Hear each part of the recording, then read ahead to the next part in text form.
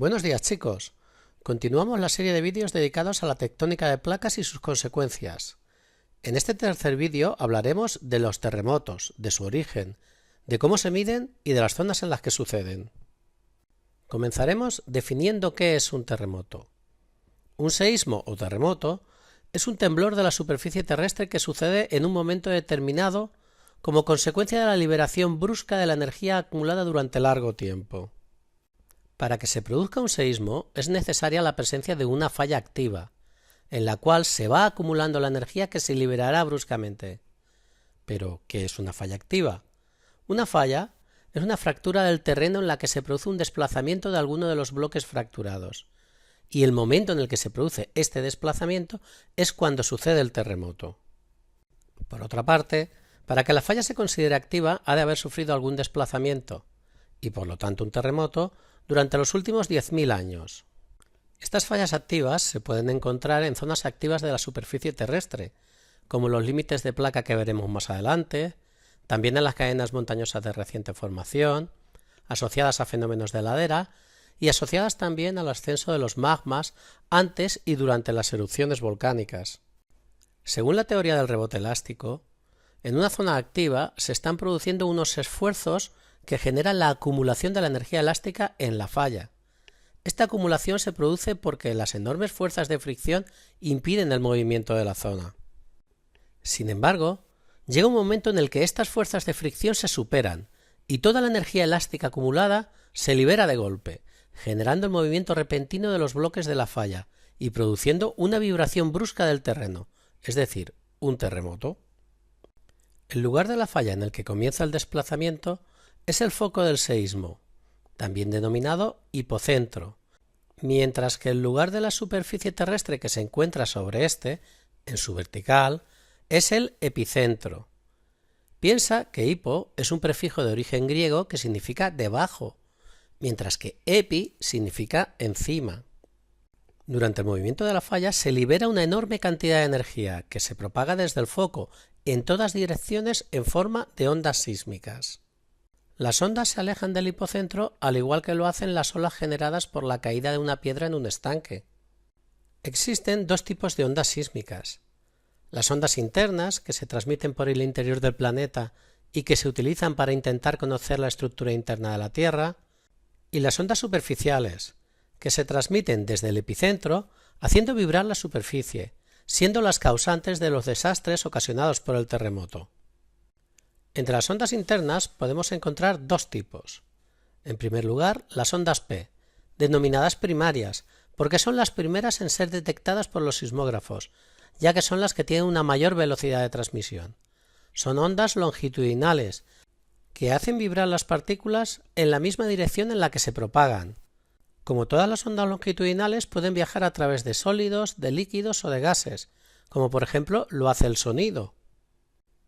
Por último, las ondas S, denominadas secundarias, porque son las segundas en ser detectadas por los sismógrafos, debido a que tienen menor velocidad de transmisión. Son ondas transversales, que hacen vibrar las partículas perpendicularmente a la dirección en la que se propagan. Las ondas transversales no pueden viajar a través de medios fluidos. En cuanto a las ondas superficiales, también podemos encontrar dos tipos. Las ondas Loeb y las ondas Rayleigh, que hacen vibrar la superficie del terreno perpendicular y elípticamente según la dirección de transmisión del tren de ondas. Estas ondas sísmicas son útiles para registrar y cuantificar los terremotos utilizando un sismógrafo, un aparato fuertemente anclado al suelo y que presenta un péndulo en el que un estilete puede escribir sobre un rollo de papel en el cual se registran las vibraciones del terreno. La gráfica dibujada por el sismógrafo es el sismograma, que se utilizará para caracterizar el terremoto registrado. Cuando las ondas lleguen al sismógrafo, este registrará en primer lugar las ondas P. A continuación se registrarán las ondas S, ya que son más lentas. Su máxima amplitud servirá para calcular la cantidad de energía liberada por el seísmo, es decir, su magnitud. Y, como puedes apreciar en la gráfica, cuanto mayor sea el intervalo de tiempo pasado entre el registro de las ondas P y el de las ondas S, mayor será la distancia que separa al sismógrafo del foco del seísmo. Además, Una vez detectado por 3 sismógrafos y calculada la distancia del foco del terremoto a estos 3 sismógrafos, se puede realizar una triangulación, a partir de la cual se puede localizar el hipocentro del terremoto. Por último, se detectan las ondas superficiales. La amplitud de las ondas internas no disminuye con la distancia recorrida, pero sí disminuye la amplitud detectada de las ondas superficiales, que se van desgastando conforme avanzan. Por ello, los daños causados por los terremotos son mayores en las zonas próximas al epicentro. Los sismólogos han utilizado 2 parámetros para valorar la importancia de los terremotos. Son la intensidad y la magnitud del seísmo. Tradicionalmente, cuando la red mundial de sismógrafos todavía no se había desarrollado, la intensidad fue el parámetro más utilizado. La intensidad es una medida de los daños causados sobre las infraestructuras, del número de víctimas y, en los niveles más bajos, de las sensaciones que tiene la población. Actualmente podemos valorar la intensidad de terremotos sucedidos en otras épocas porque todas las sacudidas han sido reflejadas por multitud de textos históricos, indicando los efectos producidos por el seísmo. Para valorar la intensidad del terremoto se utiliza la escala de Mercalli modificada, una escala que tiene 12 grados, en números romanos, desde el 1, muy débil, hasta el 12, catastrófico. Es una escala subjetiva, porque depende de sensaciones reportadas por personas que pueden mostrar diferente sensibilidad, y porque los daños causados dependen de cuánta población haya en el lugar, del desarrollo económico, de las características de las construcciones e infraestructuras y de la distancia al epicentro. En cuanto a la magnitud, es una medida de la energía liberada por el terremoto. Como ya hemos comentado, para valorarla, se realiza un sencillo cálculo a partir de la amplitud de las ondas S, cuyo valor es independiente de la distancia al foco del seísmo. La valoración de la magnitud se realiza utilizando la escala de Richter, una escala objetiva, ya que no depende del observador, y que varía logarítmicamente, ya que un incremento de un punto en la escala significa una liberación de energía más de 30 veces superior a la anterior. Los valores de magnitud teóricos varían de 0 a 10, aunque nunca se ha detectado un terremoto de magnitud superior a 9,5.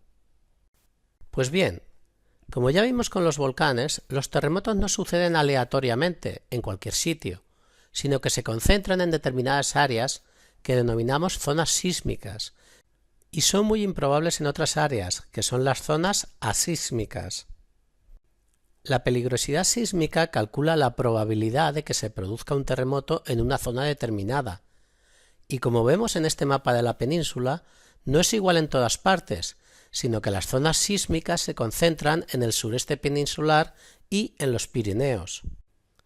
Y es que los terremotos suceden donde hay fallas activas, o como podemos ver en este otro mapa mundial, las zonas sísmicamente más activas coinciden con los límites de las placas tectónicas, con las zonas montañosas que delimitan uniones entre placas, o con las zonas de rift, en las que una placa se está separando en dos.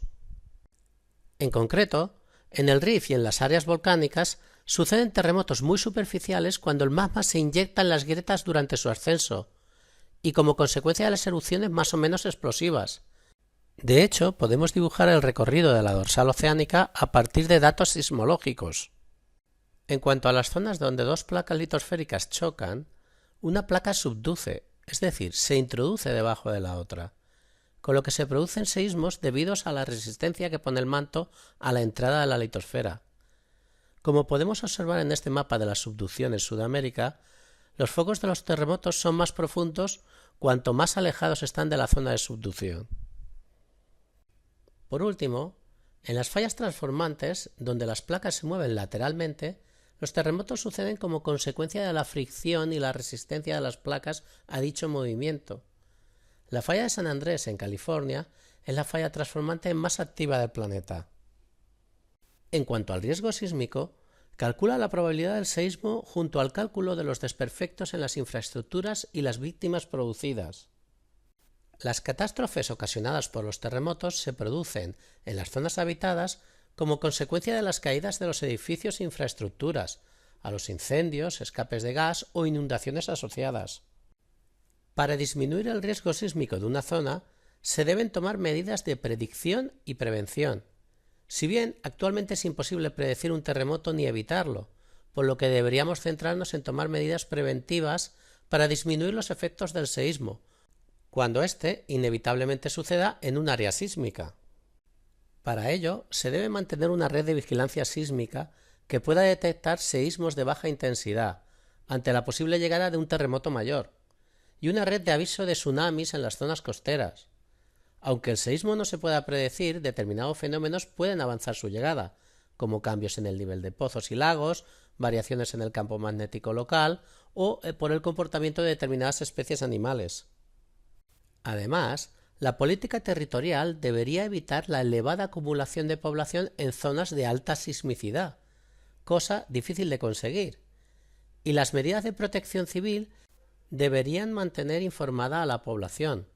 Además, se deberían elaborar los planes de evacuación pertinentes. Y no nos olvidemos de que en estas zonas se deberían construir edificios e infraestructuras sismorresistentes. Bueno chicos, con esto se completa el vídeo dedicado a los terremotos. Espero que os haya servido para comprender mejor algunos conceptos relacionados con la sismología. Ahora podéis repasar algunas de estas definiciones y trabajar con el Registro Mundial de Terremotos en tiempo real. ¡Hasta pronto!